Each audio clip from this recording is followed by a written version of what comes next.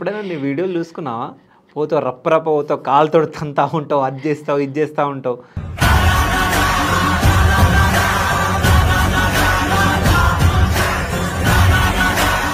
అంటే అక్కడ పోగానే అగ్రెసివ్నెస్ నీ పైనకి అంటే ఒక చంద్రముఖి పోయినట్టు పోతుందా లేకుంటే ఏంది?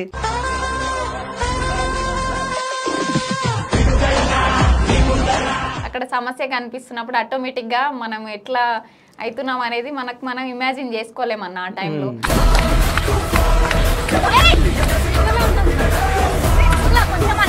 ABVP state secretary Jhansi, ABVP రాష్ట్ర కార్యదర్శి ఝాన్సీ, స్టేట్ సెక్రటరీ ఝాన్సీ అన్నమ్మాయి, ABVP విద్యార్థి నాయకురాలు ఝాన్సీని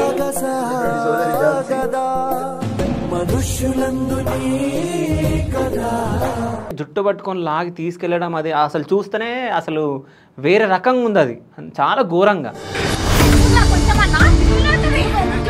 అణచివేత ఎంత ఎక్కువ అయితే ఉద్యమం అంత ఉధృతం అవుతుంది అనేది వాళ్ళు గ్రహించలేకపోవడం అనేది వాళ్ళ చేతగాంటారు. ఝాన్సీ పైన ఎన్ని కేసులు ఉన్నాయి? నేను జైలుకి వెళ్తున్నా అనే బాధ అయితే వాళ్ళే ప్రౌడ్గా ఫీల్ అయినా. జైల్లో అడుగు పెట్టేటప్పుడు ప్రౌడ్గా ఫీల్ అయినా. ఎందుకంటే బాధాకరమైన విషయం ఏంటంటే లేడీస్ గ్యాంగ్ మొత్తం అన్న చిన్న పాప నుంచి మొదలు పెట్టుకుంటే ఆమె 3 generations జైల్లోనే ఉన్నారు. ఓకే, వాళ్ళు దర్జాగా ఉన్నారు. ఏంటంటే మాకు కామన్ ఇది. అసలు ఫుడ్ ఎట్లా తిన్నావు? ఫుడ్ బాగుండదు అంట కదా మరి? గవర్నమెంట్ హాస్టల్ ఫుడ్తో కంపేర్ చేస్తే జైలు ఫుడ్ చాలా బెటర్ అన్న తెలంగాణ రాష్ట్రం. ఏబీవీపీ అంటే ఏదో బంధులు కొట్లాటలు అని అనుకుంటారు. అట్లా కాదు. ఏబీవీపీ వెనకాల చాలా చరిత్ర ఉంది. అనేక సో ఇంత యాక్టివ్గా ఉంటే అంత మంచి పొజిషన్లు వస్తాయి కదా. బీజేపీలో ఒక అనుబంధ సంస్థ కదా ఇది? అస్సలు కాదు. సో ఎట్లా చెప్తావు కాదని? మీరు అవునని మీరు ఎట్లా చెప్తారా? సరే నేను చెప్తే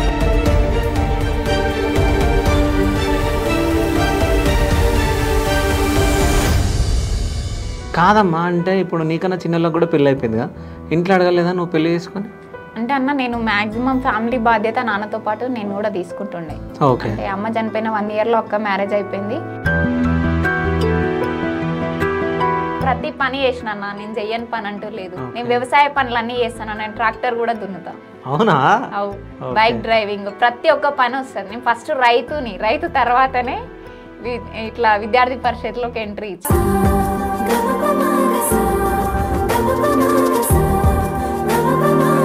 ఎప్పుడన్నా బాగా కష్టంగా గడిపిన సిచ్యువేషన్ ఉందా ఇంట్లో?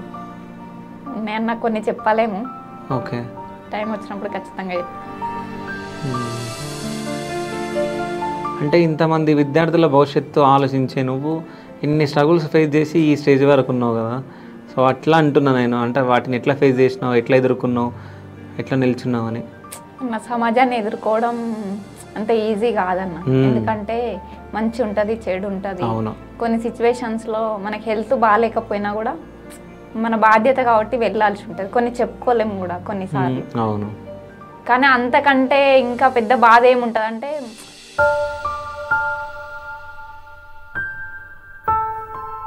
కానీ అప్పటి వరకు కొట్టి పడేస్తా, సీరియస్ అవుతా. కానీ తర్వాత అనిపిస్తుంది అరే మా అమ్మ ఉంటే వీళ్ళు ఇట్లా అని ఉండేటోళ్ళు కాదు కదా.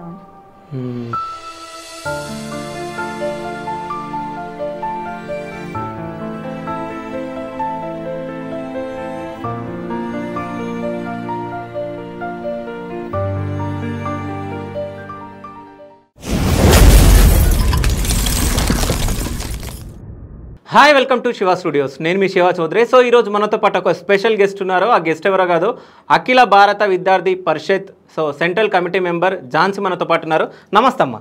నమస్తే అన్న. ఎట్లున్నావు అమ్మా? మంచిగా ఉన్నా. మంచిగా ఉన్నావా? సో ఈ మధ్య ఏం హల్చల్ కనిపిస్తలే, ఏం ఇష్యూలు లేవా? ఎందుకు లేవన్నా, జరుగుతూనే ఉన్నాయి రెగ్యులర్గా. నిన్న కూడా ప్రోగ్రామ్ అయింది. ఓకే, ప్రోగ్రామ్ అయింది కానీ ఇట్లాంటి ఇష్యూలు వస్తలేనట్టున్నాయి కదా. అంటే మీరు ప్రూవ్ చేసుకోవడానికి అంటే ఏదో ఒక హల్చల్ క్రియేట్ చేస్తూ ఉంటారు కదా. రీసెంట్గా సీఎంఆర్ కానీ, దానికి ముందు మన రాజేంద్ర నగర్ ఇష్యూ కానీ. సో ఇవన్నీ ఇట్లాంటివి ఏం లేనట్టున్నాయి ఇప్పుడు. అంటే మేము ప్రూవ్ చేసుకోవడానికి చేస్తాం అనుకుంటున్నారా అన్న?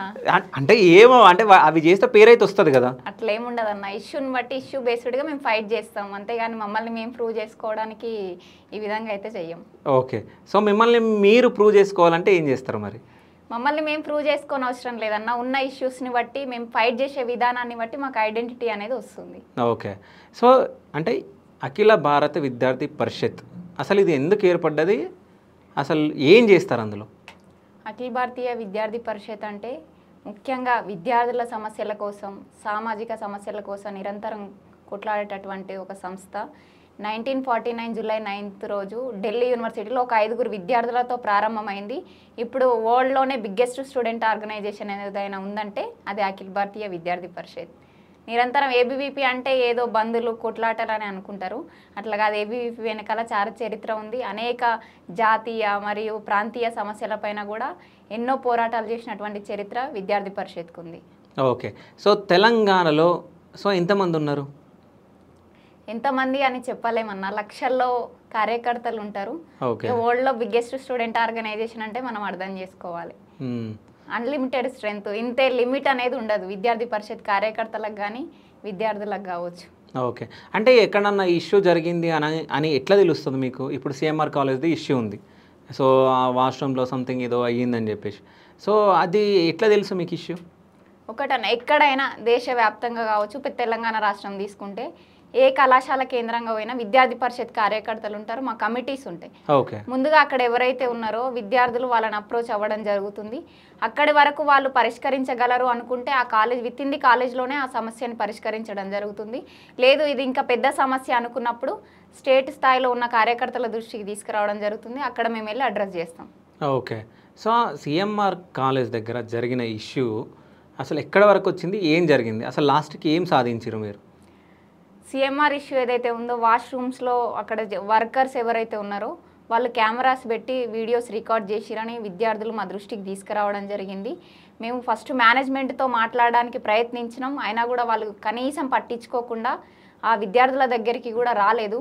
మేము వెళ్ళి మార్నింగ్ నుంచి ఈవినింగ్ వరకు అక్కడ ఫైట్ చేసిన తర్వాత మేనేజ్మెంట్ రావడం జరిగింది, మమ్మల్ని కూర్చోబెట్టుకొని మాట్లాడి విద్యార్థుల దగ్గరికి తీసుకెళ్ళినాం.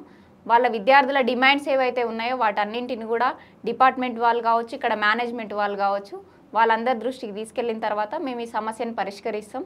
ఆల్రెడీ దీనిలో భాగస్వామ్యురాలైనటువంటి వార్డెన్ని కూడా అరెస్ట్ చేయడం జరిగింది. దాని తర్వాత మేము వెనుకకు వచ్చాం, తర్వాత కూడా దాన్ని ఫాలోఅప్ చేసినాం. ఎవరైతే నిందితులు ఉన్నారో వాళ్ళని అరెస్ట్ చేసారు.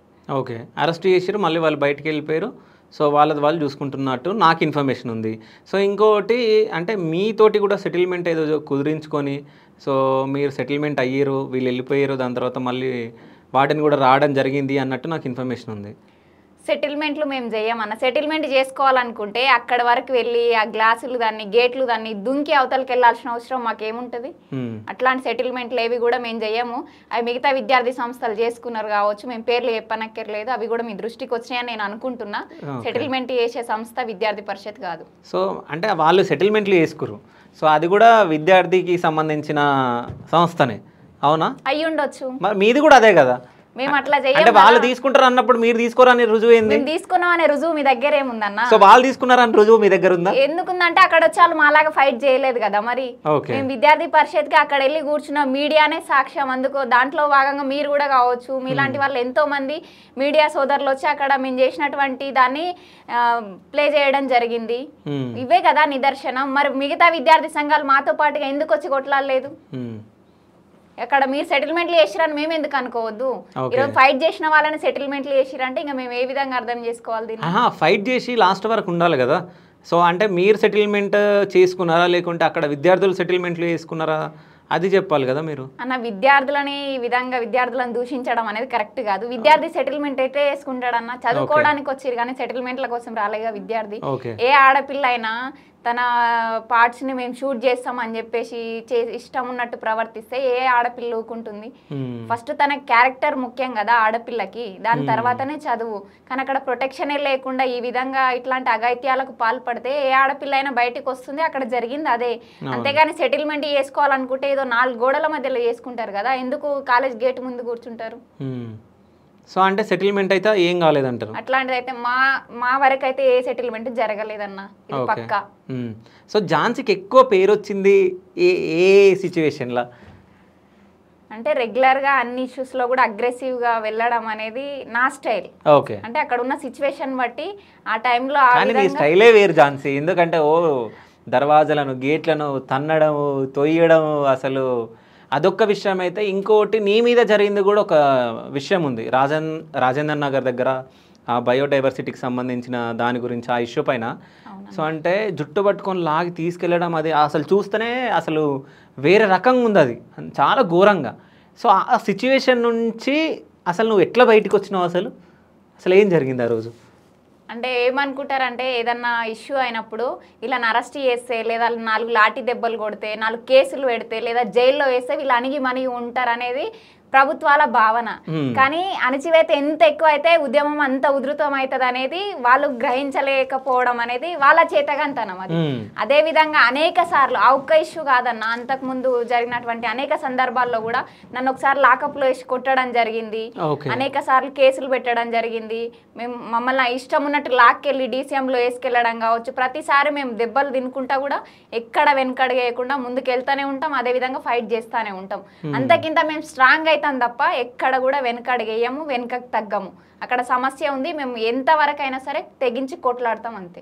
ఓకే, కాదు అంటే ఆ సిచ్యువేషన్ నేను జుట్టు పట్టుకొని లాగేది, ఆ సిచ్యువేషన్ వస్తుంది అని అనుకున్నావు నువ్వు? అస్సలు అనుకోలే అన్న. ఎందుకంటే డిపార్ట్మెంట్ అంటే కూడా ఒక బాధ్యతాయుతమైనటువంటి సంస్థ. వాళ్ళు మనల్ని ప్రొటెక్ట్ చేయడం కోసం ఇప్పుడు మేము ఎక్కడైనా ప్రోగ్రామ్స్ చేస్తున్నాం అంటే కూడా అరే వాళ్ళు కూడా మా వెనకాల ఉన్నారనే ఒక ధైర్యం. ఎందుకంటే వాళ్ళు అందరినీ బ్యాలెన్స్ చేసుకుంటూ సొసైటీని ప్రొటెక్ట్ చేసేవాళ్ళు. అట్లాంటి వాళ్ళు ఈ విధంగా ప్రవర్తిస్తారు, అందులోనూ ఒక లేడీ అయ్యుండి ఇట్లా చేస్తుందని అస్సలు అనుకోలేదు. అంటే నన్ను ఆ విధంగా చేసిన దాని పట్ల కోపం కంటే ఒక విధంగా బాధ కూడా ఉంది. అంటే ఒక సాటి మహిళ, ఆమె ఎంతో కష్టపడే ఉద్యోగం సంపాదించి ఉంటుంది, అట్లాంటి ఆమె అట్లా ప్రవర్తించవచ్చా? అది పోలీస్ వ్యవస్థ మొత్తానికి ఒక చెడ్డ పేరు తీసుకొచ్చినటువంటి సంఘటన. కానీ పెయిన్ రాలే నీకు జుట్టు లాగి? అంటే ఎవరన్నా ఇట్లా జుట్టు లాగితేనే పెయిన్ వస్తుంది, సో నీకు ఏమనిపించలే మరి అట్లా లాగినప్పుడు? ఎందుకు రాదన్నా, నేను కూడా మనిషినే కదా. నాకు పెయిన్ వచ్చింది, 2 days హాస్పిటల్లో అడ్మిట్ అయ్యి ఉన్నా, నేను అక్కడ పడిపోయినా. అవును. సో నిన్ను అంటే నిన్ను చాలా మంది నిన్ను పరామర్శించడానికి చాలా మంది వచ్చారు కదా? అవునన్న వచ్చారు. ఈటెల రాజేందర్ గానీ మీ బీజేపీకి సంబంధించిన వాళ్ళందరూ వచ్చారు కదా? మా బీజేపీ కాదన్న. ఓకే, మీ బీజేపీ కాదా? ఓకే, బీజేపీ కాదు, బీజేపీ నాయకులు వచ్చారు, చాలా మంది వచ్చి పరామర్శించడం జరిగింది. ఓకే, సో బీజేపీ మీది కాదా? మాది ఎట్లా అవుతుందన్న, మాది ఏబీవీపీ కదా. ఓకే, బీజేపీలో ఒక అనుబంధ సంస్థ కాదా ఇది? అస్సలు కాదు. ఓకే, కాదు. సో ఎట్లా చెప్తావు కాదని? మీరు అవునని మీరు ఎట్లా చెప్తారన్న? సరే నేను చెప్తే, ఇప్పుడు కాంగ్రెస్ పార్టీ ఉంది, కాంగ్రెస్ పార్టీకి ఒక విద్యార్థుల సంఘం ఉంది, అది ఎన్ఎస్యుఐ అనుకుంటా, అవునా? సో బీఆర్ఎస్కి ఒకటి ఉంది, బీజేపీకి ఏముంది?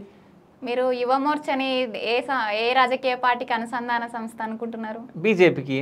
మరి అది ఉన్నప్పుడు మేము ఎట్లా అవుతామన్నా? కానీ అది విద్యార్థి సంఘం కాదు కదా, అది యూత్ కదా. ఇప్పుడు విద్యార్థుల సమస్యలపైనే కొట్లాడతారు కదా, అది పక్కకు పెడదామన్నా. ఏబీవీపీ అనేది ఏ రాజకీయ పార్టీకి సంబంధించిన సంస్థ అయితే కాదు. ఎందుకంటే విద్యార్థి పరిషత్ ప్రారంభమైంది 1949లో, బీజేపీ ప్రారంభమైంది 1980లో. ఓకే, ఈ విధంగా చూసుకున్నా. ఇంకొకటి అన్న, మీరు ఎన్ఎస్సిఐ అనుబంధ సంస్థగా పనిచేస్తుంది కాంగ్రెస్ కి అంటున్నారు.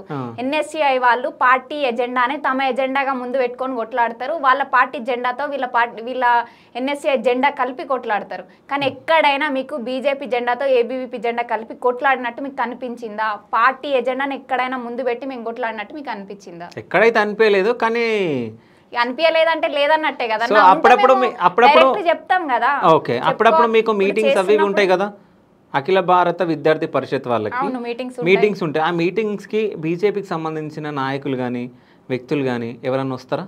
వస్తారు. ఎందుకు వస్తారంటే గతంలో వాళ్ళు విద్యార్థి పరిషత్లో పనిచేసారు కాబట్టి ఆ రిలేషన్తోని అక్కడ ఉన్నటువంటి పూర్వ కార్యకర్తలుగా పిలవడం జరుగుతుంది. వాళ్ళు పూర్వ కార్యకర్తలుగానే వస్తారు తప్ప బీజేపీ లీడర్గా వాళ్ళు బీజేపీ కండువా వేసుకొని ఏదో బీజేపీ ప్రసంగాలు ఇవ్వడానికి అయితే. ఓకే, సో పూర్వ విద్యార్థులుగా వస్తారు. ఏబీవీపీలో పనిచేసిన వ్యక్తులే బీజేపీలోనే ఉంటారు, వేరే దగ్గరికి పోరు. ఎందుకు అట్లా ఎందుకు అనుకుంటారన్న? అనేక పార్టీలలో ఉన్నారు. ఓకే, సో నెక్స్ట్ ఝాన్సీ ఏ పార్టీలోకి వెళ్ళబోతుంది మరి? నేను ఇంకా అనుకోవట్లేదు, ఆ సమయం వచ్చినప్పుడు నాకు అవకాశం వచ్చినప్పుడు ఇట్లానే ముందు కూర్చొని మాట్లాడుకుందాం. ఓకే, సో అంటే ప్లానింగ్స్ ఉన్నాయంట కదా ఝాన్సీకి కూడా నెక్స్ట్ రాజకీయాల్లోకి ఎంట్రీ ఇవ్వాలి, సో అందుకే ఇంతగానం యాక్టివ్గా పనిచేస్తుంది. ఏ కాలేజ్లో అయినా కానీ ఏదైనా ఇష్యూ జరిగితే సో ఆమెనే ఫస్ట్ వెళ్ళి మొత్తం దర్వాజాలు గేట్లు మొత్తం పగలగొట్టి అందరినీ తోసేసుకుంటూ లోపలికి వెళ్ళిపోతుంది ఝాన్సీ అన్న వాళ్ళు కూడా ఉన్నారు నాతోటి. మీకు సంబంధించిన వాళ్ళే అన్నారు నాతోటి. అట్లేముండదన్న. ఇక్కడ ఝాన్సీ అంటే ఝాన్సీ ఒక్కటి కాదు, విద్యార్థి పరిషత్ ఎవరైనా సింగిల్ ఎజెండా ఏది ఉండదు. సింగిల్గా ఇట్లా నేను ఫోకస్ అవ్వాలి, నేనే ఐడెంటిఫై అవ్వాలి, నేనే హైలైట్ అవ్వాలనే ఉద్దేశం ఏ కార్యకర్తకు కూడా ఇక్కడ ఉండదు.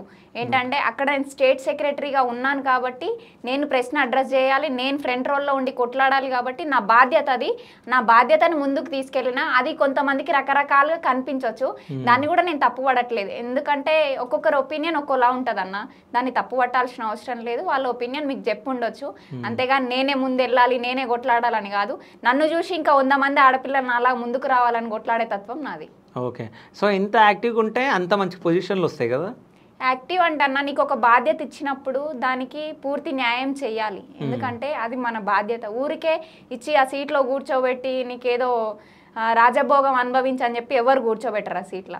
ఎందుకంటే అనేక సమస్యలు ఉంటాయి, మన పర్సనల్ సమస్యలు ఉంటాయి, కుటుంబ సమస్యలు ఉంటాయి, అనేక రకాల సమస్యలను బ్యాలెన్స్ చేసుకుంటూ సమాజంలో ఉన్న సమస్యల పట్ల మనం కొట్లాడేటటువంటి దమ్ము సత్తా మనకు ఉండాలి.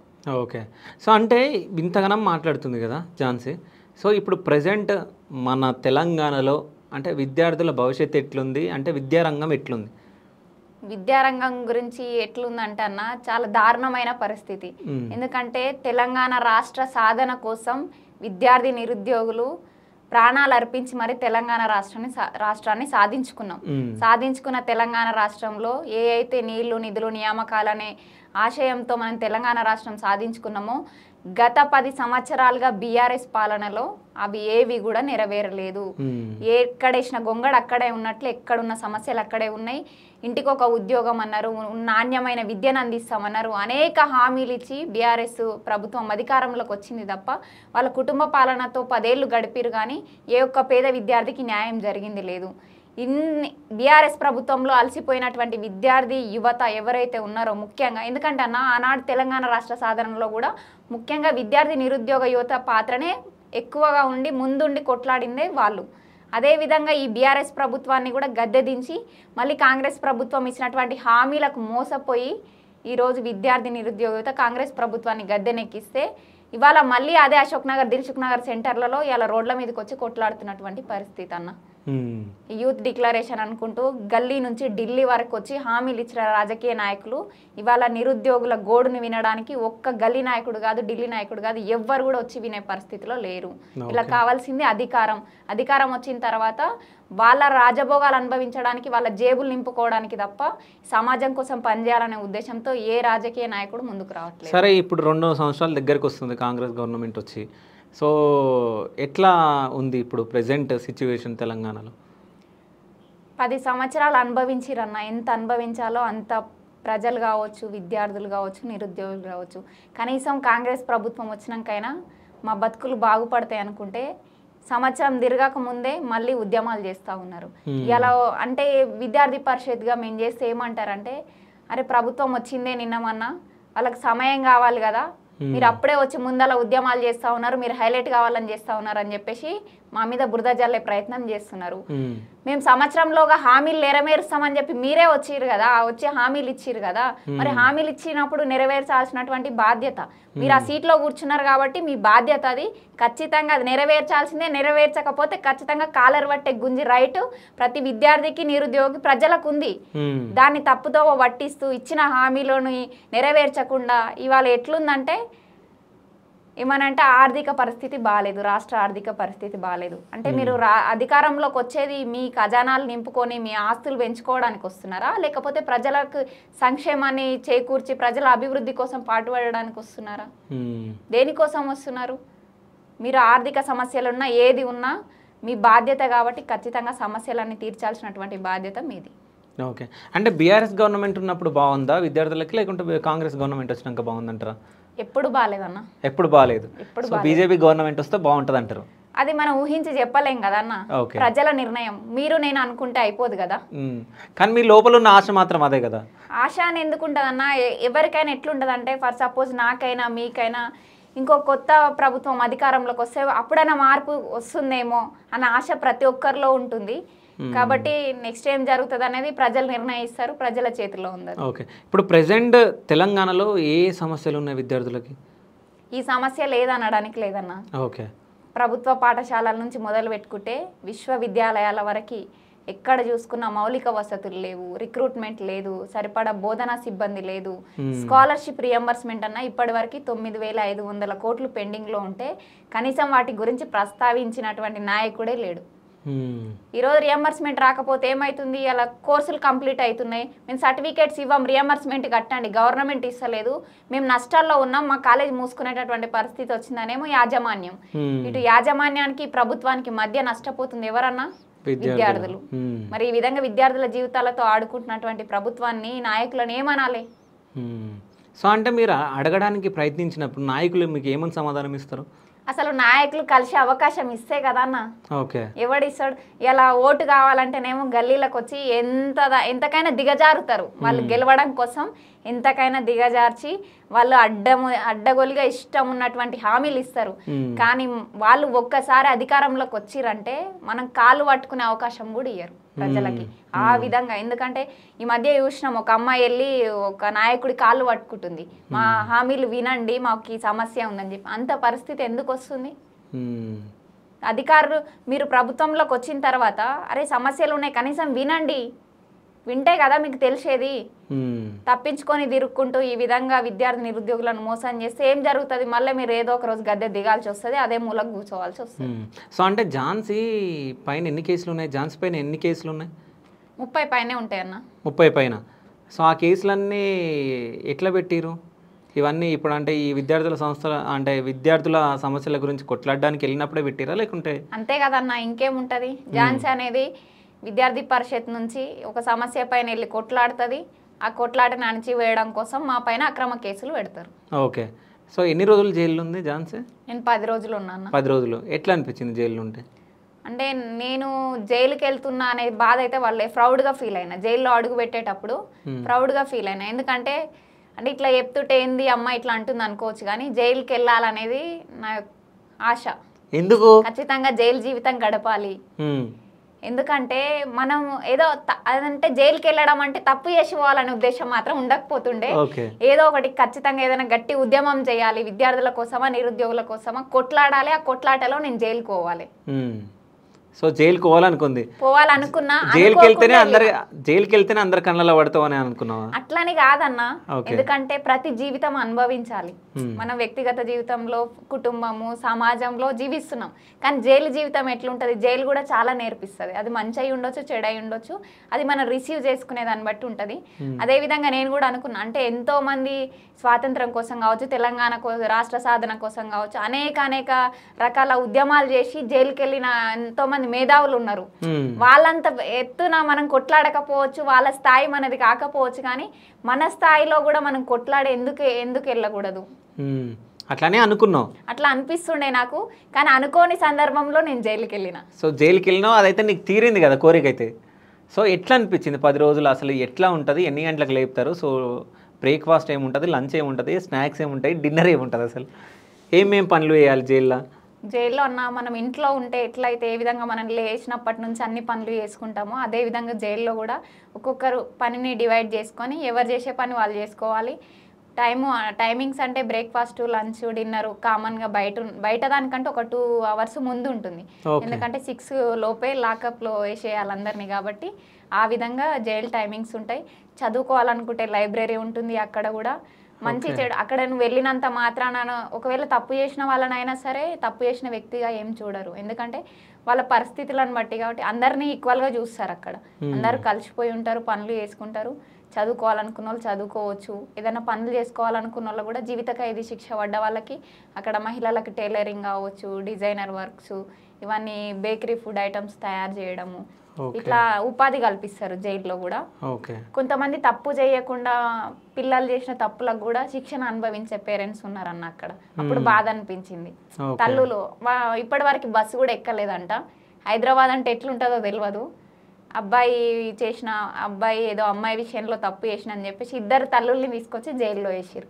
ఎందుకంటే పిల్లలు చేసిన దానికి తల్లిదండ్రులు బాధ్యులను చేస్తారు కదా, ఆ విధంగా వాళ్ళని తీసుకురావడం జరిగింది. అప్పుడు బాధ అనిపించింది. అంటే అక్కడ ఉన్న వాళ్ళు నీకు పరిచయమై స్టోరీ చెప్పిరా? ఓకే. నేను వెళ్ళిన తర్వాత నెక్స్ట్ డే రావడం జరిగింది. ఓకే. అక్కడ వెళ్ళాక ప్రతి ఒక్కరు స్టోరీ ఖచ్చితంగా చెప్తారన్న, ఏ పర్పస్ లో వచ్చినాం అనేది. మర్డర్ చేసినాం అని చెప్తారు. అట్లాంటి వాళ్ళు వచ్చిరా? అట్లాంటి వాళ్ళు కూడా ఉన్నారు. సరే, నీకు ఎంతమంది పరిచయం అయ్యారు జైల్లో? నాకు దాదాపు అంటే నా బ్యారెక్ లో 20 మెంబర్స్ ఉండే, అందరు పరిచయం అయ్యారు. ఓకే. సో నువ్వెందుకు వచ్చినావు? నేను అడుగుతున్నావు, ఏం చెప్పినా? వెళ్ళగానే రౌండ్ అప్ చేస్తారు, ఫస్ట్ తినమంటారు అన్న. ఎవరైనా సరే ఫస్ట్ ఎంట్రీ ఇవ్వడం ఏడుస్తూ ఇస్తారు. నేను దర్జాగా లోపలికి ఎంట్రీ ఇచ్చినప్పుడు అందరు నన్ను చూసి ఈ పిల్లేంది ఇంత దర్జాగా వచ్చి కూర్చుందని అందరూ షాకింగ్లు ఉన్నారు. నేను మంచిగా అన్ని నా సామాన్లు సైడ్కి పెట్టుకుంటున్నా, నా అంతలో నేను ఫ్రీకి వెళ్ళి దర్జాగా బెడ్షీట్ వేసుకొని కూర్చున్నా. మెల్లగా అప్పుడు వచ్చి తిన్నావా అంటే తిన్నా అని చెప్పేసి అన్న. రౌండప్ చేసి ఏం చేసినావు నువ్వు అని అడిగారు నన్ను. ఏం లేదు, ఇట్లా స్టూడెంట్స్ ఇష్యూస్ పైన ధర్నా చేస్తే నన్ను కేసు పెట్టిరు, ఇట్లా అయ్యింది, ఇట్లా వచ్చినా అంటే అరే ఇట్లా చేస్తే కూడా చేస్తారా అని చెప్పేసి అన్నారు. అందుకే నా ఇట్లున్నావు, నీకేం భయం అనిపిస్తలేదా అంటే నాకెందుకు భయం అంటే నేను ఎవరు తీసుకెళ్తారు అంటే మా వెనకాల పెద్దవాళ్ళు ఉంటారు, వాళ్ళు తీసుకెళ్తారు, అట్లా ఏముండదు అంటే నిన్నే చూస్తున్నాం ఇట్లా వచ్చిన అమ్మాయిని, ఇట్లా డేర్గా ఉండే అమ్మాయిని అని చెప్పేసి అని ఉండే. ఓకే. సో అందరు స్టోరీ విన్నావే 20 మందిది? విన్నా అన్న. ఎందుకంటే మనకు జైల్లో ఉన్నప్పుడు ఇంక ఉన్న పని ఏముంటుందన్న, అక్కడ ఖాళీ టైం దొరికినప్పుడు వాళ్ళు కొందరు పరిస్థితుల రీత్యా అనుకోకుండా తప్పు చేసి వచ్చిన వాళ్ళు ఉంటారు, కొందరు అనుకోని చేసిన వాళ్ళు ఉంటారు. ఓకే. ఆ 20 మందిలో ఎవరిదన్నా స్టోరీ విన్నా నువ్వు షాక్ అయింది ఏది? 20 ఆల్మోస్ట్ అందరి షాకింగ్ గానే ఉంటాయి అన్న. ఓకే. అంటే ఏదైనా ఇంట్రెస్టింగ్ అనిపించిన స్టోరీ ఏదైనా ఉందా? ఇంట్రెస్టింగ్ అంటే పెద్ద లాంగ్ స్టోరీ ఏం చెప్పారు మనకి. మామూలుగా ఏం జరిగింది అంటే ఇట్లా అనుకోకుండా మర్డర్ చేసినాము, మమ్మల్ని ఇబ్బంది పెడితే చేసినాము, లేదంటే గెట్టు పంచాయతీల దగ్గర తలకాయలు వాళ్ళు కొట్టుకున్నాము, ఓకే, డ్రగ్స్ గంజాయి అమ్మే వాళ్ళు ఉన్నారు. అంటే బాధాకరమైన విషయం ఏంటంటే లేడీస్ గ్యాంగ్ మొత్తం అన్న. ఆమె పేరు నేను చెప్పొచ్చో లేదో, రీసెంట్గా పేపర్లో కూడా బాగా హల్చల్ అయింది ఆమె పేరు. ఓకే. వాళ్ళ ఎంటైర్ ఫ్యామిలీ మొత్తం గంజాయి బిజినెస్ చేస్తారట. వాళ్ళు దొరికేటప్పుడు ₹1,00,000 క్యాష్ తో దొరికిరు. వాళ్ళ మదరు, డాటరు, అత్త, కూతురు, చిన్న బేబీని కూడా తీసుకొచ్చారు వాళ్ళతో పాటు జైలుకి.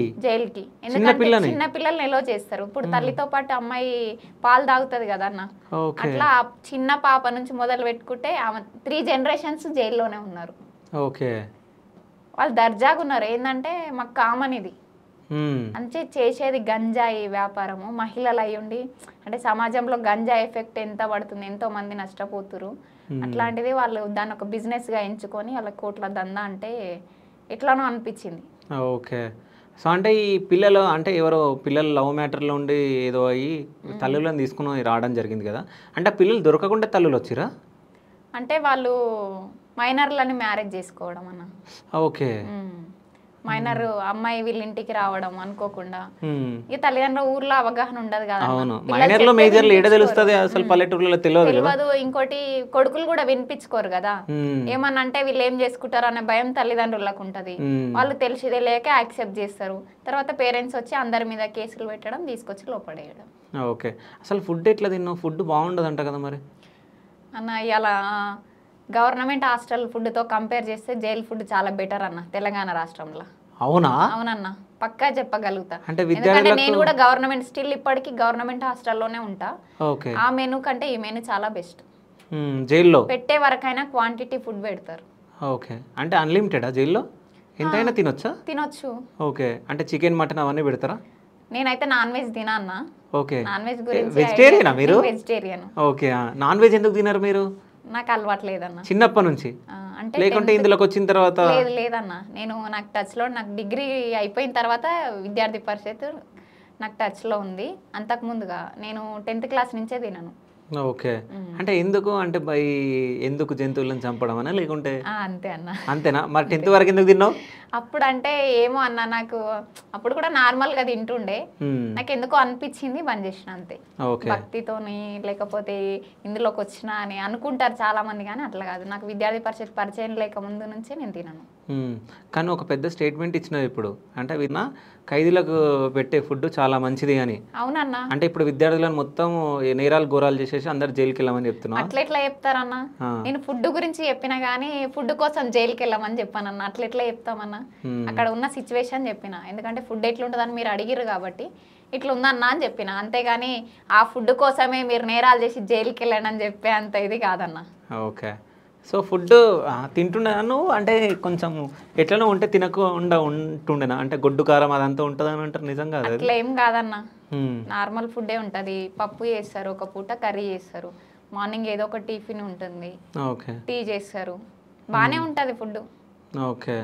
సో అంటే నిన్నేమన్నా పనులు చేపించారా? వాళ్ళు నాకు అంతగా చెప్పలేదన్న, ఒక రెస్పెక్ట్తో చూసిరు చెప్పాలంటే. ఎవరు మీ అందులో ఉన్న వాళ్ళ? అందులో ఉన్న వాళ్ళు కావచ్చు. అందరికంటే నేనే చిన్నదాన్ని ఆ బ్యారక్ లో ఉన్న దాంట్లో. ఏజ్ వైస్ ఏజ్ గ్రూప్ వేయరు, అందరిని ఒకటే దాంట్లో వేస్తారా? అందరిని ఒకే దాంట్లో వేసిరు.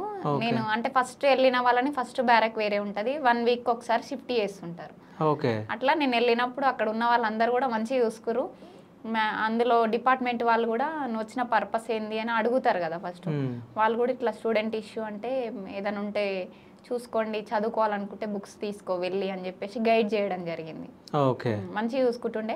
నాకే టైం పాస్ కాక వాళ్ళతో పాటు చేస్తుంటే పనులు, అప్పుడు చిన్న పనులు. అంటే మీ బట్టలు మీరే ఉతుకోవడం ఉంటుందా? ఓకే. ఎవరి పనులు వాళ్ళే చేసుకోవాలి, అండ్ వంట ఇవన్నీ కూడా మనమే చేసుకోవాలి మనకి. ఓకే. సో ఇప్పుడు ఏం చదువుకుంటుంది అసలు Jhansi? LLM second year. Second year. నాకు తెలిసి ఇప్పుడు ఏజ్ ఒక 25 ఉంటుందా? 26 అన్న. 26. సో ఈ ఏజ్లోనే నువ్వు ఇవన్నీ చేయడము, జైలుకి వెళ్ళడము, రావడము, ఇవన్నీ మీ ఫ్యామిలీ వాళ్ళు ఎట్లా చూస్తారు? చిన్నప్పటి నుంచి నేను మొండి అన్న. మొండి ఘటం. ఓకే. ఏదన్నా అనుకుంటే ఇక అది చెయ్యాల్సింది అంతే, ఎవరేం చెప్పినా వినను. అట్లా అని చెప్పి నేను దాన్ని అలసిగా తీసుకొని మిస్టేక్ మాత్రం చేయను, మిస్యూజ్ చేయను. ఓకే. నేను అనుకున్నది ఏదైనా ఉంటే ఖచ్చితంగా చేస్తా. అది వాళ్ళు మా నాన్న ఫిక్స్ అయిపోయింది అన్నట్టు, ఈమె నాన్న ఇది అని అంటే ఈమె ఎట్లయినా వద్దన్నా ఏదన్నా చివరికి నెగ్గించుకుంటుంది, ఆమెదే నడవాలనుకుంటుంది. కాబట్టి ఇక మనం ఆర్గ్యుమెంట్ చేయకపోవడమే మంచిది అని చెప్పేసి సరే కంటిన్యూ చేయి అంటారు. ఓకే. సో కంటిన్యూ చేస్తున్నావు అంతే అన్న. సో అమ్మ చనిపోయి 14 ఇయర్స్ అవుతుందన్న. అమ్మ లేదా? ఓకే. అంటే ఏమైంది అమ్మకి?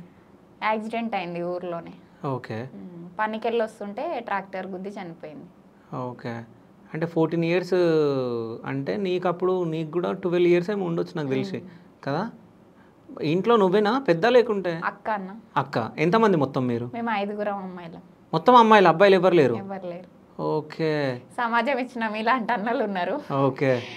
సో అంటే నీలాంటి అంటే పోరాటం చేసే వాళ్ళకు, అంటే నిజాయితీ ఉన్న వాళ్ళకు ఎప్పటికీ మేము తోడుకుంటాం. నేను నిజం చెప్తున్నా.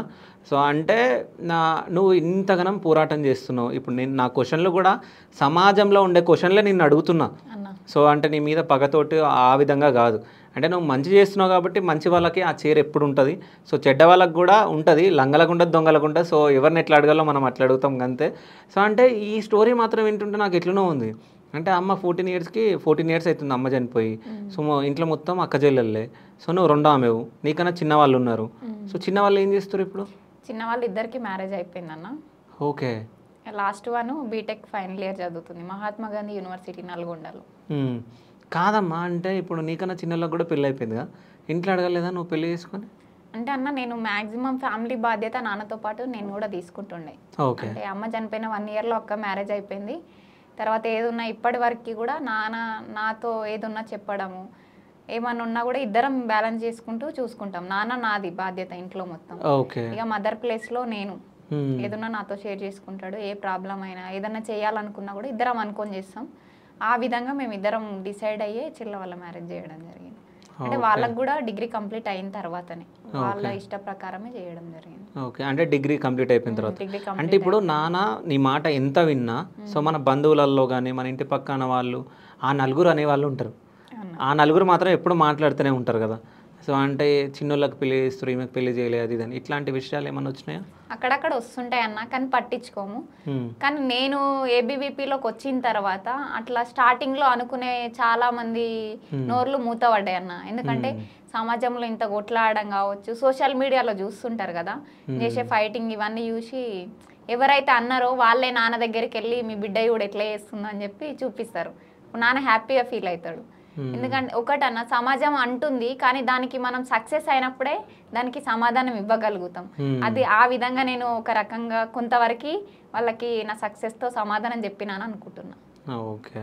అంటే ఇప్పుడు 12 నీ ఏజ్ 12 ఉన్నప్పుడు అమ్మ చనిపోయింది కదా, సో నాన్న ఒక్కైనా మిమ్మల్ని ఇంత దూరం పెంచిండు. అంటే ఈ ఏజ్ వరకు పెంచడం చాలా కష్టం. సో నాన్ననే 5 మందిని పెంచడం జరిగింది. సో అంటే ఈ సిచ్యువేషన్లో ఎన్నో స్ట్రగుల్స్ ఫేస్ చేసి ఉండాలి.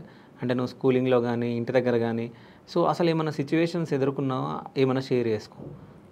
బై బర్త్ సమస్యలలో పుట్టినామన్నా. ఎందుకంటే ఆడపిల్లలం, ఊర్లో వ్యవసాయ కుటుంబం, అమ్మ నాన్న ఇద్దరు కష్టపడుతూ 5 ఆడపిల్లల్ని సాధాలంటే అది మామూలు విషయం కాదు.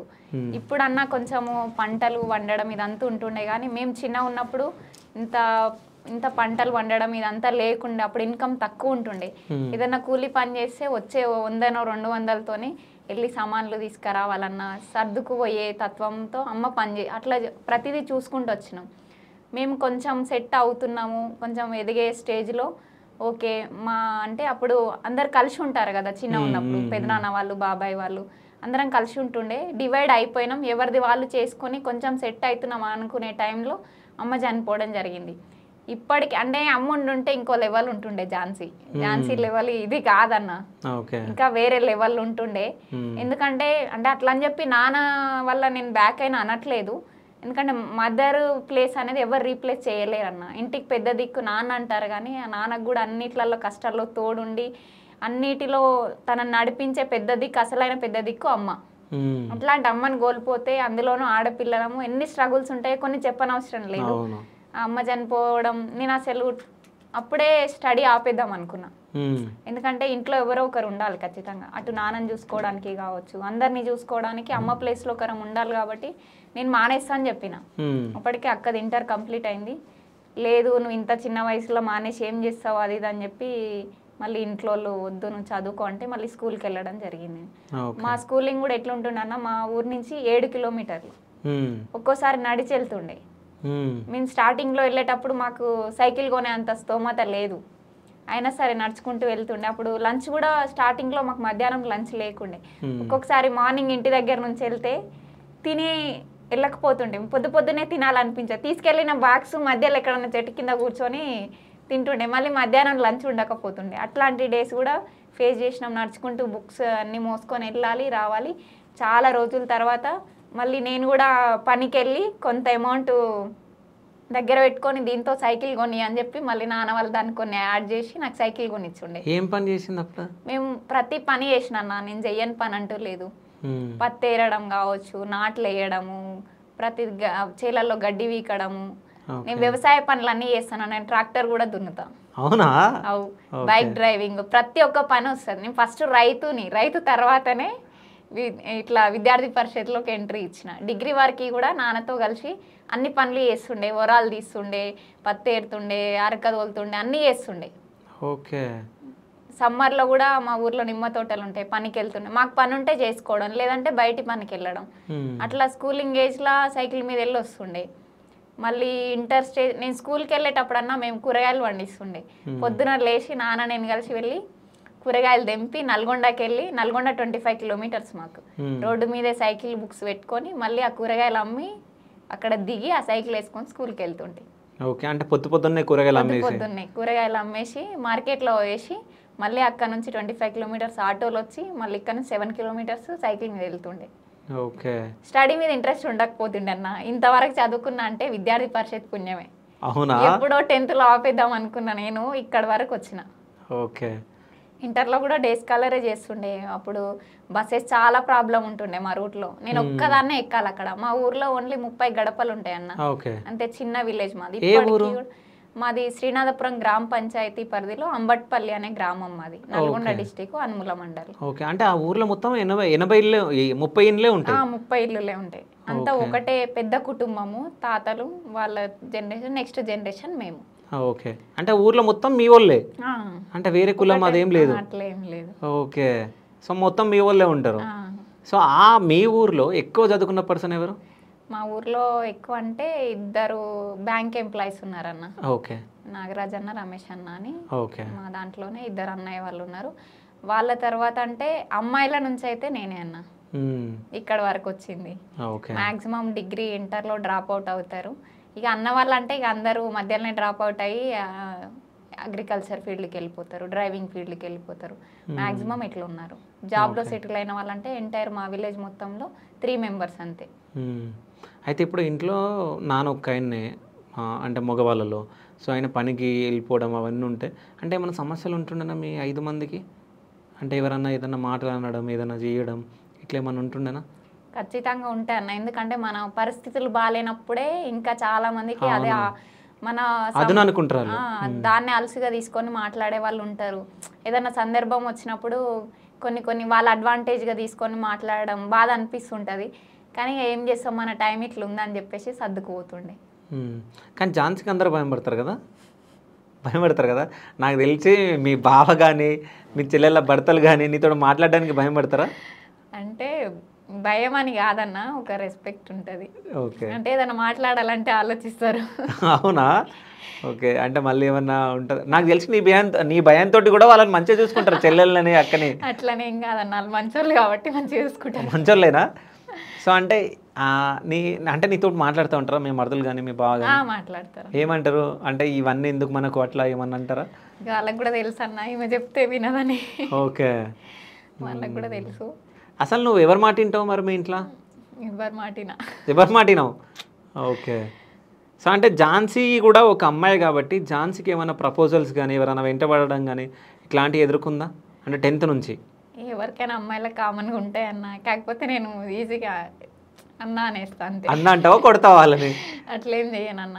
ఓకే, నా థాట్ ఏముంటుందంటే ఎవరైనా చెప్తే అర్థం చేసుకుంటారు. ఫస్ట్ చెప్పాలి, మళ్ళీ ఒకసారి చెప్పాలి. వినకపోతే నెక్స్ట్ మనం ఏందో చూపెట్టాలనే ఫీలింగ్ నాకుంటుంది. ఓకే, ఎవరన్నా అట్లాంటి ఉద్దేశంతో మనతో మాట్లాడినట్టు అనిపిస్తే, అన్న నాకు ఇవన్నీ సెట్ కావు, నా ఫ్యామిలీ సిచ్యువేషన్ ఇది ఇట్లా అంటే వాళ్ళు మంచిగా సిస్టర్లా యాక్సెప్ట్ చేస్తుండే. ఓకే, ఎవరైనా బాగా వెంటబడి నేను బాగా డిస్టర్బ్ చేసిన వాళ్ళు అట్లా అంత ఛాన్స్ ఇయ్యను కదా అన్న. ఇయ్యా అసలు? ఓకే, సో అంటే ఎప్పుడైనా ఝాన్సీ ఏడ్చిన రోజులు ఉన్నాయా? అంటే ఒక్క ఆమె కూర్చొని ఏడ్చిన రోజులు చాలా ఉన్నాయన్న. సో ఒక 2 షేర్ చేసుకో. ఎప్పుడెప్పుడు అవి? అంటే ఇక అమ్మ గుర్తొచ్చినప్పుడు. ఓకే, నాన్నకి ఏదన్నా అయితే మళ్ళీ అంటే బయటికి అగ్రెసివ్గా ఉంటా, అంత ప్రేమ ఏం చూపించాను, అగ్రెసివ్గానే మాట్లాడతాను నాన్నతో కూడా, కోపంతో మాట్లాడతాను. అంటే ఏదన్నా సందర్భంలో ఏదన్నా మిస్టేక్ చేసిన చిన్నవి జరుగుతుంటాయి కదన్న ఊర్లో, కొంచెం ఫ్రెండ్స్తో బయటికి వెళ్ళి తొందరగా రాకపోవడం కావచ్చు, ఈజీగా ఎవరితోనైనా నమ్మి మనీ విషయంలో ఏదన్నా ఇవ్వడం మళ్ళీ రిటర్న్ తీసుకోకపోవడం, కోపంతో బాగా సీరియస్ అవుతా. దాని తర్వాత బాధ అనిపిస్తుంది. సో ఎందుకు బాధ అనిపిస్తుంది? అంటే ఆయన మా కోసమే కదా, మేము కాకపోతే ఎవరు చూసుకుంటారు అనిపిస్తుంది. నాన్న ఎప్పుడన్నా నీ దగ్గర కూర్చొని ఏడ్చిండా? సో ఏ సిచ్యువేషన్లో? అంటే పర్టికులర్గా నా దగ్గర అని కాదు, ఇంట్లో అమ్మ గుర్తొచ్చినప్పుడు ఏడుస్తుంటారు. నాకు తెలిసేమన్నా ఉంటే నువ్వు మీ నాన్నతో షేర్ చేసుకోవాలి, మీ నాన్న నీతోటే షేర్ చేసుకుంటాడు అనుకుంటా. అంటే ఎమోషనల్గా షేర్ చేసుకోవడం అయితే ఉండదన్న, ఫ్యామిలీ బాధ్యతలు అంతే. ఓకే, సో ఎప్పుడన్నా బాగా కష్టంగా గడిపిన సిచ్యువేషన్ ఉందా ఇంట్లో? ఉన్నాయన్న, కొన్ని చెప్పలేము. ఓకే, టైం వచ్చినప్పుడు ఖచ్చితంగా చెప్తాను. అంటే ఇంతమంది విద్యార్థుల భవిష్యత్తు ఆలోచించే నువ్వు ఇన్ని స్ట్రగుల్స్ ఫేస్ చేసి ఈ స్టేజ్ వరకు ఉన్నావు కదా, సో అట్లా అంటున్నా నేను. అంటే వాటిని ఎట్లా ఫేస్ చేసినావు, ఎట్లా ఎదుర్కొన్నావు, ఎట్లా నిల్చున్నావు అని? నా సమాజాన్ని ఎదుర్కోవడం అంత ఈజీ కాదన్న. ఎందుకంటే మంచి ఉంటుంది, చెడు ఉంటుంది.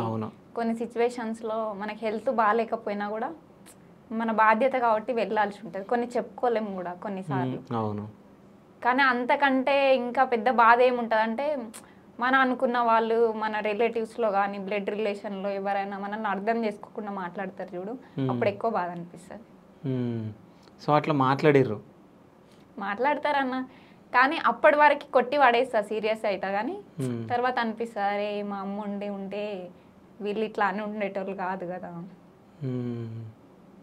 సో ఇట్లా మాట్లాడినప్పుడల్లా ఇక అమ్మ గుర్తుకొస్తుంది కదా. అమ్మ ఎవరిలాగా ఉంటుండే, నీలాగా ఉంటుండేనా లేకుంటే? కొంచెం అలాగే ఉంటుంది. ఓకే. సో అమ్మ నీతోటి ఉన్న రోజులు ఏమైనా గుర్తున్నాయా? అంటే 12 years అంటే అంత గుర్తుండదు. అందరికంటే లక్కీ నేనే అన్న, ఎందుకంటే ఎక్కువ టైం స్పెండ్ చేసింది నేను ఒక్కదాన్ని అమ్మతోనే. ఓకే. అక్కనేమో చిన్నప్పుడే అమ్మమ్మ వాళ్ళ ఇంటి దగ్గరికి వెళ్ళిపోయింది. మేము ఇంతమంది కదా, స్కూల్ లేదు మా దగ్గర, ఇబ్బంది అవుతుందని చెప్పేసి వాళ్ళ ఇంటికి పంపించడం జరిగింది. నా తర్వాత ఆమెని మా అత్త తీసుకెళ్ళింది. ఓకే. మిగతా వాళ్ళు చిన్న వాళ్ళు ఇద్దరు, వాళ్ళకి ఆ వయసులో అమ్మతోని స్పెండ్ చేసిన అంత గుర్తుండదు. నేను ఒక్కదాన్నే అమ్మతో ఎక్కువ స్పెండ్ చేసింది. ఓకే. సో అంటే ఇప్పుడు ఆ ట్రాక్టర్ డ్రైవర్ని ఏమైనా వేసిరా మరి లేకుంటే లేదు? జైలు అంటే కావాలని చేసింది కాదన్న, అనుకోకుండా అయింది అట్లా. ఓకే. ఎవరో కాదు, మా దాంట్లో మళ్ళీ అంటే మీ చుట్టాలలోనే అన్ననే అవుతాడు. ఓకే. ఇక అట్లా జరిగిపోయింది. అప్పుడు నానేమన్నా ధైర్యం చెప్తా ఉంటాడా, ఇట్లుండాలి అట్లా ఉండాలని? అట్లా ఏం చెప్పడు, కానీ ఎవరైనా బయట వాళ్ళు డిస్కషన్ చేసినప్పుడు అంత ధైర్యం ఏంది మీ బిడ్డకి అట్లా కొట్లాడుతుంది అది అని అంటే, ఫస్ట్ నుంచి అంతే మొండి గట్టం వినదు, ఆమె బ్లడ్లో మా నాన్నదే. అంటే మా నాన్న కూడా ఇట్లా నాలాగానే ఉంటుండే అన్న చిన్నప్పటి నుంచి, నాన్నదే నాకు వచ్చింది అనిపిస్తుంది. కాదు, నువ్వు ఎప్పుడైనా నీ వీడియోలు చూసుకున్నావా? పోతావు రప్ప పోతావు, కాలుతో తంతా ఉంటావు, అది చేస్తావు ఇది చేస్తూ ఉంటావు. సో అంటే అక్కడ పోగానే అగ్రెసివ్నెస్ నీ పైనకి అంటే ఒక చంద్రముఖి పోయినట్టు పోతుందా లేకుంటే ఏంది? ఇప్పుడు అక్కడ సమస్య కనిపిస్తున్నప్పుడు ఆటోమేటిక్గా మనం ఎట్లా అవుతున్నాం అనేది మనం ఇమాజిన్ చేసుకోలేమన్నా ఆ టైంలో. తర్వాత అనిపిస్తుంది చేసింది నేనేనా అని. అసలు కాలుతో తన్నడం అవన్నీ పగలగొట్టడం, ఆ టైంలో దెబ్బలు తాకినా నొప్పి తెలియదు, బాధ తెలియదు, వాళ్ళు గుంజుకపోతున్నా కూడా ఏం తెలియదు. ఎంతసేపు ఉన్నా ఆడ సమస్య ఉంది, కొట్లాడాలి అంతే, అది ఒక్కటే మైండ్లో ఉంటుంది తప్ప నాకు దెబ్బ తగులుతుందేమో లేకపోతే దీనివల్ల నేను నష్టపోతానేమో ఏమైనా జరుగుతుందేమో అనే భయం మాత్రం అస్సలు ఉండదన్న. ఓకే. సో నీకు బాగా ఎవరు సపోర్ట్ ఉంటారు అంటే ఏబీవీపీలో? ఏబీవీపీలో పర్టికులర్గా ఒక్కరని కాదన్న, అందరు సపోర్ట్ ఉంటుంది. ఎందుకంటే సపోర్ట్ లేకుండా ఒక సిస్టంలో మనం ముందుకు వెళ్ళడం కష్టం.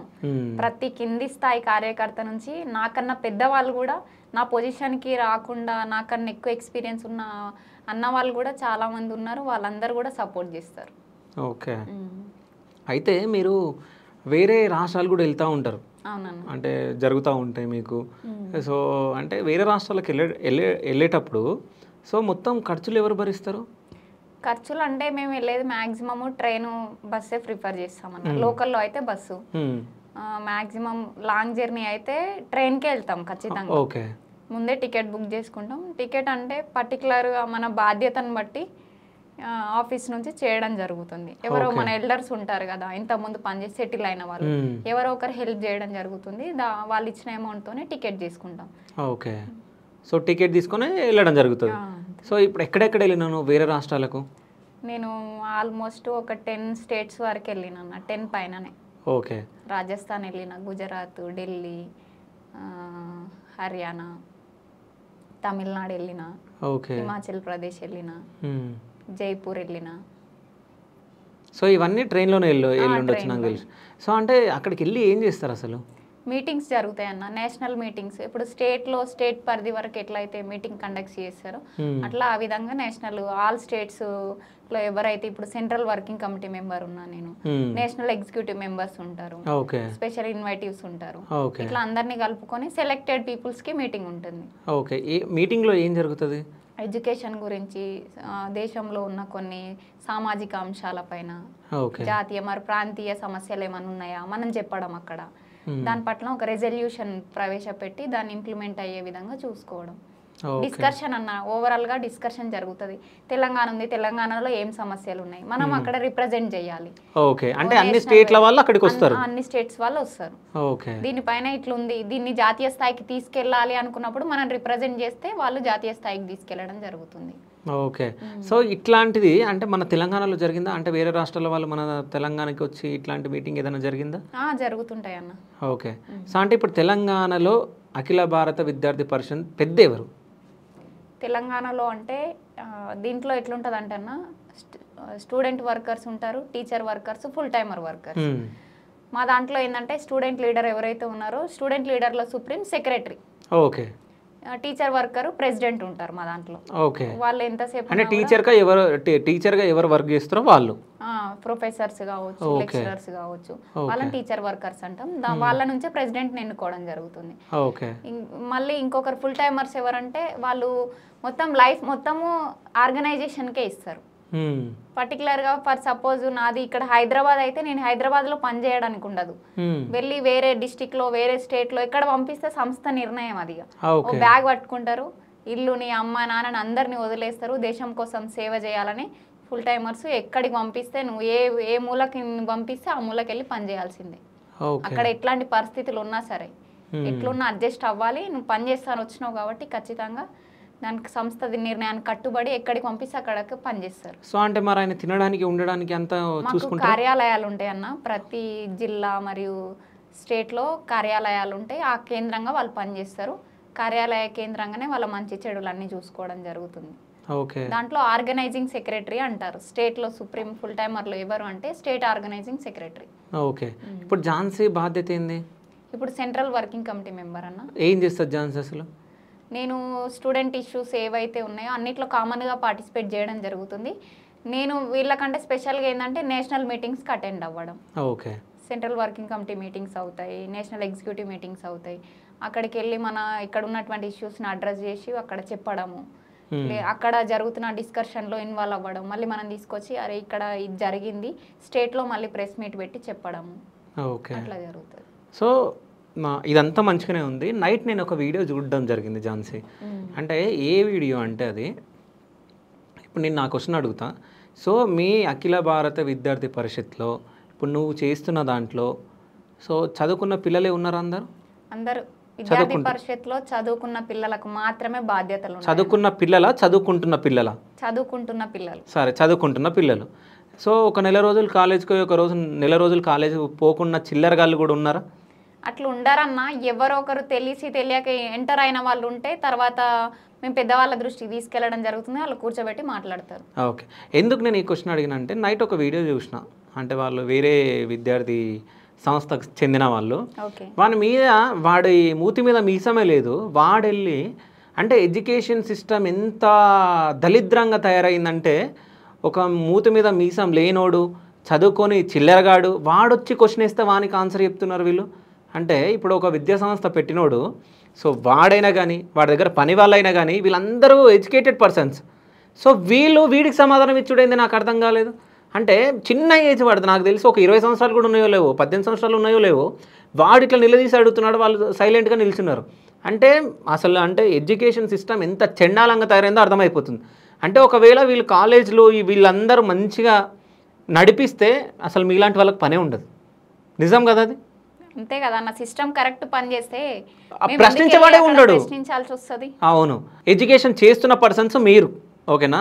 అసలు ఎడ్యుకేషన్ అంటే తెలియదు, చిల్లరగా తిరిగినవాడు, ఏదో కాలేజ్లో సంవత్సరానికి ఒకసారి పోయినోడు, ఫెయిల్ అయినోడు, సో వీళ్ళందరూ కూడా ఇట్లాంటి సంస్థలలో ఉన్నారు. సో వీళ్ళెళ్ళి అడగడం నాకు అసలు నచ్చలేదు. నువ్వేమన్నా అనుకో, నువ్వు చెప్పు. అంటే వేరే విద్యా సంస్థలల్లో కానీ మీ సంఘాలల్లో, విద్యా సంఘాలల్లో కానీ ఇట్లాంటి దాంట్లో, అంటే మీ దాంట్లో కానీ ఇట్లాంటి వాళ్ళు ఉన్నారా?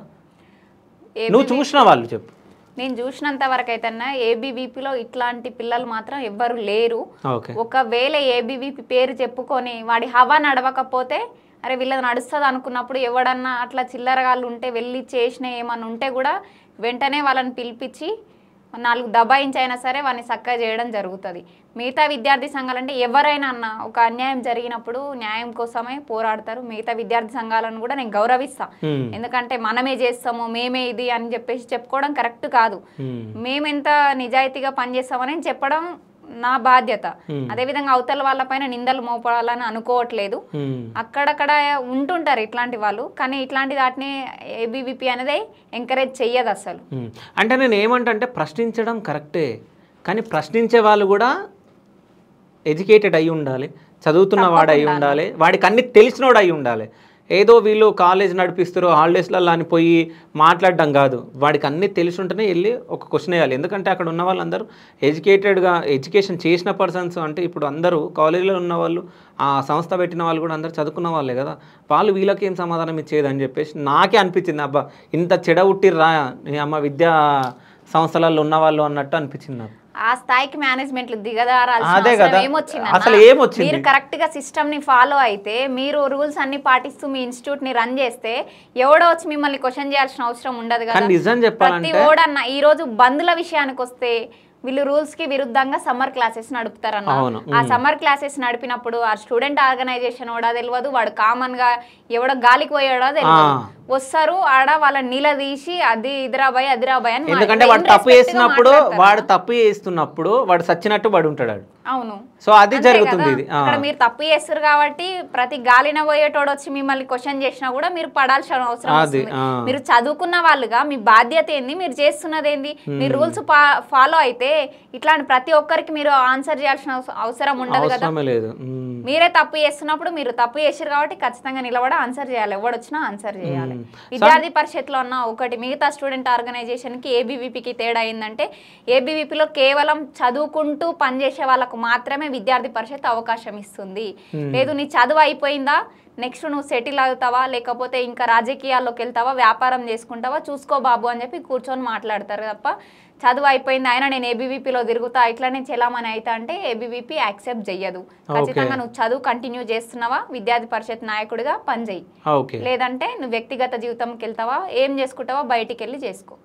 చెప్తారు ఇదంతా ఖచ్చితంగా కూర్చోబెట్టి చెప్తారన్న. ప్రతి కార్యకర్త పైన పెద్దవాళ్ళు బాధ్యతతో మాట్లాడతారు కూర్చోబెట్టి. స్టడీ అయిపోయిందిగా బాబు, నువ్వు జాబ్ చూసుకుంటావా, వ్యాపారం చేసుకుంటావా, లేదంటే రాజకీయాల్లోకి వెళ్తావా, నీకున్న కెపాసిటీని బట్టి నువ్వు ఏది ఎంచుకుంటావో ఎంచుకో, దాంట్లో కంటిన్యూ అవ్వు, ఇంతటితో నువ్వు ఇక్కడ చేయాల్సింది అయిపోయిందని చెప్తారు.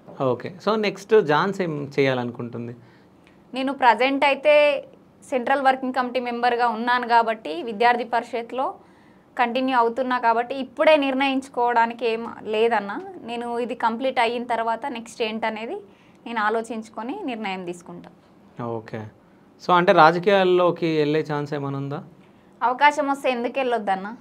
ఇలా యువత రాజకీయాల్లోకి రావాలి రావాలి అని ప్రతి ఒక్కరని చెప్పడం కాదు, మనం వస్తే మనతో పాటు నలుగురు వస్తారు అనేది. అవును, అంటే నీలాంటి వాళ్ళు రావాలి కానీ మీ అంటే ఎమ్మెల్యేలు ఎంపీలు చాలా మంది 10th క్లాస్ అంటే తెలియని వాళ్ళు ఉన్నారు నిజం చెప్పాలంటే. సో అసెంబ్లీ అంటే కూడా తెలియదు వాళ్ళకి చాలామందికి. అట్లాంటి వాళ్ళు మనల్ని పాలిస్తారు అంటే నాకే ఎట్లనో అనిపిస్తుంది. ఇవన్నీ తెలిసినప్పుడు నీకేమనిపిస్తుంది? అంటే చదువుకున్న వాళ్ళు రాజకీయాల్లోకి వస్తే వ్యవస్థలో మార్పు వస్తుంది కాబట్టి చదువుకున్న యువత ముందుకు రావాలి అనేది నాకు అనిపిస్తుంటుంది.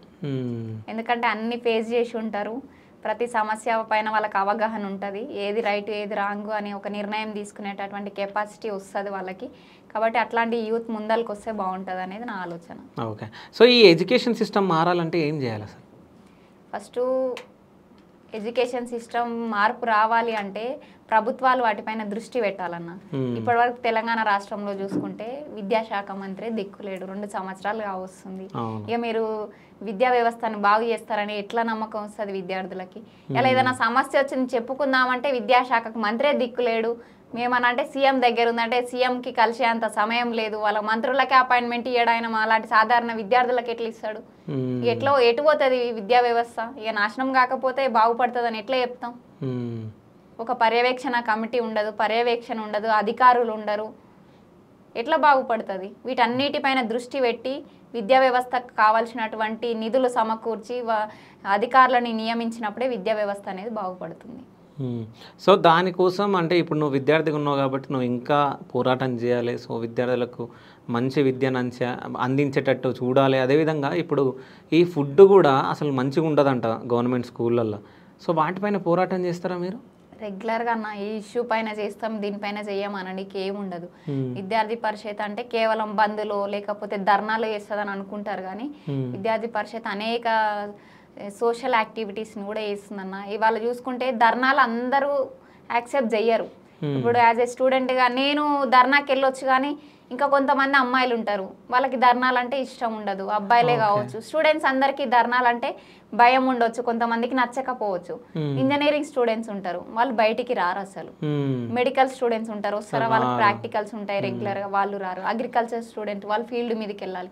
ఇట్లాంటి వాళ్ళ కోసం మెడివిజన్ అని చెప్పేసి మెడికల్ స్టూడెంట్స్ కోసం, అగ్రివిజన్ అగ్రికల్చర్ స్టూడెంట్స్ కోసము, ఇట్లా స్పోర్ట్స్ ఆడే వాళ్ళకి కేల్ అని, కల్చరల్ యాక్టివిటీస్, కళామంచ్ అని చెప్పేసి ప్రతి ఒక్క స్టూడెంట్ అభిరుచికి అనుగుణంగా ఒక ప్లాట్ఫామ్ ఉంటుంది అన్న ఏబీవీపీలో. ఎవరికి నచ్చిన ప్లాట్ఫామ్ని వాళ్ళు ఎంచుకొని వాళ్ళు చదువుతో పాటు సొసైటీ కోసము, ఈ దేశం కోసం పనిచేసే అవకాశం విద్యార్థి పరిషత్ కనిపిస్తుంది.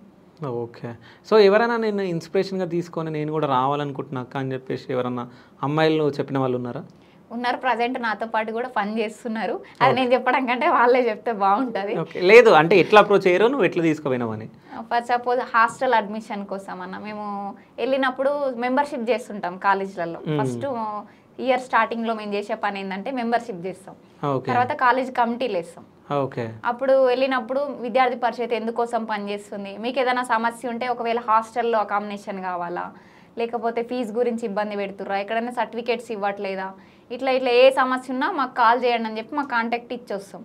అట్లా ఇచ్చిన సందర్భంలో ఒక అమ్మాయి ఫ్రెండ్ ఇట్లా ముగ్గురు నుంచి నాకు కాల్ చేయడం జరిగింది. అక్క నాకు హాస్టల్లో సీట్ కావాలి, చాలా దూరం మాది, నేను ఇక్కడ ప్రైవేట్ హాస్టల్లో మనీ కట్టలేను అని చెప్తే నేను బీసీ హాస్టల్లో మాట్లాడి ఆ అమ్మాయికి మేడంతో మాట్లాడి సీట్ ఇప్పేయడం జరిగింది.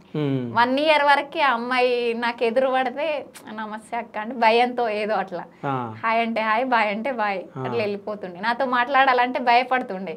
1 year తర్వాత నా రూమ్ లో ఖాళీ అయింది, నా రూమ్కి వచ్చింది. మామూలుగా ప్రోగ్రామ్కి వెళ్తున్నా, వస్తావారా నాతో పాటు అంటే వస్తా అక్క అని వచ్చింది. అట్లా అట్లా అట్లా ఇప్పుడు అమ్మాయి స్టేట్ జాయింట్ సెక్రటరీ అన్న. నేను చేసిన అనను, అంటే నా వెనకాల వచ్చింది, కానీ ఆ అమ్మాయి చేసిన దాన్ని బట్టి సంస్థ గుర్తించి బాధ్యత ఇవ్వడం జరుగుతుంది. మనమే చేసినామని చెప్పుకోవడం కరెక్ట్ కాదు కదా. సో అన్నీ చూసింది, అంటే జైలుకి వెళ్ళడం చూసింది, కొట్టడాలు చూసింది, సో మంచి చూసింది, చెడు చూస్తుంది, అన్నీ చూస్తున్నావు. సో పెళ్ళి ఎప్పుడు చేసుకుంటుంది ఝాన్సీ? నేను ఇంకా సాధించాల్సింది చాలా ఉందన్న. ఇప్పుడు నేను ప్రజెంట్ ఇంకా వెళ్తున్నా, నాది అనేది జర్నీ ఇంకా ఆగలేదు. ఆగాలంటే నేను సక్సెస్ అవ్వాలి. నాకంటూ ఒక ప్లాట్ఫామ్ దొరికి నేను సెటిల్ అయిన తర్వాత మ్యారేజ్ ప్రపోజల్. అసలు డ్రీమ్ ఏంది ఝాన్సీది? ఏం అవ్వాలనుకుంటుంది? ఏదేమైనా ఎక్కడున్నా సరే సమాజానికి సేవ చేయాలనుకుంటున్నా. అంటే ఏ సమాజానికి? సమాజంలో అందరూ వస్తారు కదా. సో అంటే సమాజంకి సేవ చేయాలనుకుంటుంది, కానీ ఏ పొజిషన్లో ఉండి చేయాలనుకుంటుంది అనేది? ఏ పొజిషన్ అన్న కావచ్చు అన్న. ఈ రోజు రాజకీయ నాయకుడైనా సమాజ సేవ చేయొచ్చు, సాధారణ కామన్ మ్యాన్ కూడా ఇలా సమాజ సేవ. ఇప్పుడున్న రాజకీయ నాయకుడు సమాజ సేవ ఎంతమంది చేస్తున్నారని నువ్వు అనుకుంటున్నావు? నేనైతే సమాజ సేవ అని అనట్లేదన్న, స్వార్థంతో చేస్తున్న పనులు అనుకుంటా చాలా వరకు.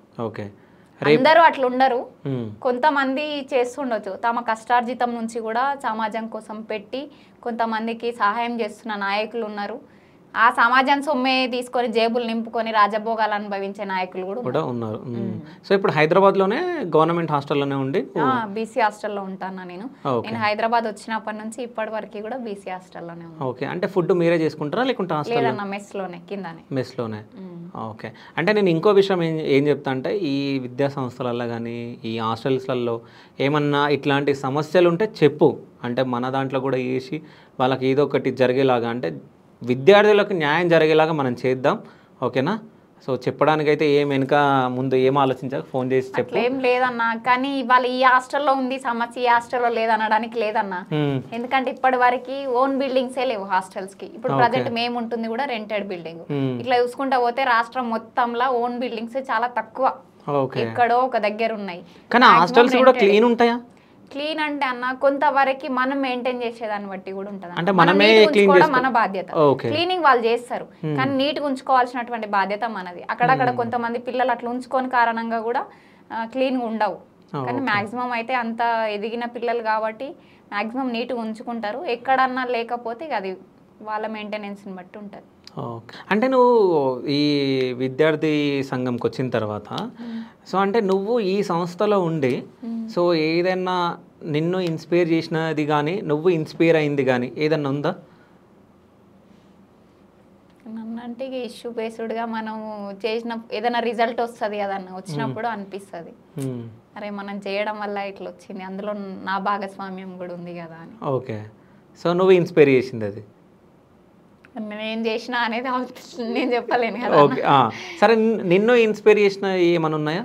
రీసెంట్గా బాసరా IIITలో ఒక అమ్మాయి సూసైడ్ చేసుకొని చనిపోయింది. వరుసగా బాసరా IIIT అంటే ఒకప్పుడు ఒక బ్రాండ్ ఇమేజ్ ఉంటున్నాను. ఈ మధ్య బాసరా దేనికి ఫేమస్ అయిందంటే ఆత్మహత్యల కేర్ ఆఫ్ అడ్రస్ గా మారింది. దాంట్లో రీసెంట్ గా ఒక అమ్మాయి ఆత్మహత్య చేసుకొని చనిపోవడం జరిగింది. అక్కడ లోకల్లో ఉన్న విద్యార్థి పరిషత్ కార్యకర్తలు అక్కడికి వెళ్ళి మామూలుగా గేట్ దగ్గరికి వెళ్ళి లోపలికి వెళ్ళే ప్రయత్నం చేస్తున్నారు. ఎవరైనా అక్కడికి వెళ్ళి మాట్లాడాలనుకుంటారు, కానీ గేట్ దగ్గరనే ఆపేసారు. గేట్ దగ్గర ఆపేసినప్పుడు ఆ తోపులాట జరగడం అది ఇది, అక్కడ ఉన్న వాళ్ళు కర్రలతో దాడి చేసిరు విద్యార్థి నాయకుల పైన. అందులో సాయి అనే ఒక అబ్బాయి అక్కడ లోకల్ కార్యకర్త, ఆ అబ్బాయికి కర్ర తీసుకొని కొడితే తల పగిలి కోమాలోకి వెళ్ళిపోయిండు. బ్రెయిన్లో బ్లడ్ క్లాట్ అయ్యి సర్జరీ అయింది. వాళ్ళ నాన్నకి ఇన్ఫార్మ్ చేసిరు, ఇట్లా మీ అబ్బాయికి ఇట్లా అయ్యింది, హాస్పిటల్లో ఉన్నాడంటే ఎవరైనా ఏం మాట్లాడతారన్నా, అరే మీరే తీసుకుపోయి ఇట్లా మా పిల్లగాని ఇది చేసిరు అది చేసిరు అంటారు. కానీ వాళ్ళ నాన్న ఏమన్నాడంటే, సారు కిరాయికి నా దగ్గర డబ్బులు లేవు, రేపు ఎవరి దగ్గరన్నా తీసుకొని రేపు వస్తా సారు, ఇవాళ వీలు కాదు అన్నాడంట.